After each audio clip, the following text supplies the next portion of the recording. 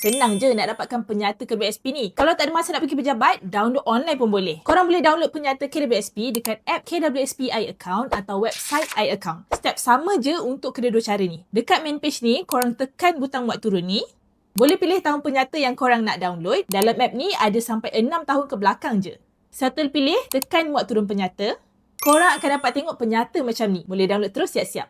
Kalau nak dapatkan secara manual pun boleh, pergi je ke self-service terminal KWSP, scan MyCard atau MyPR dan sahkan cap jari untuk mohon penyata. Anda akan dapat penyata terus ke email yang dah didaftarkan. Pastikan email aktif, okey? Yang kedua, walk in ke pejabat KWSP berdekatan. Pastikan bawa dokumen pengenalan diri sekali ke kaunter untuk dapatkan penyata. Kalau nak dapatkan penyata lebih daripada tempoh 6 tahun, kena bagi salinan MyCard, MyPR atau pasport dan dokumen sokongan daripada agensi atau pihak ketiga yang jelas tunjuk sebab keperluan penyata tu. Contoh macam surat daripada LHDN, Perkeso, perintah mahkamah atau dokumen rasmi lain yang berkaitan. Save dan share video ni supaya lagi ramai tahu, okey? Follow Central.my untuk info best macam ni setiap hari.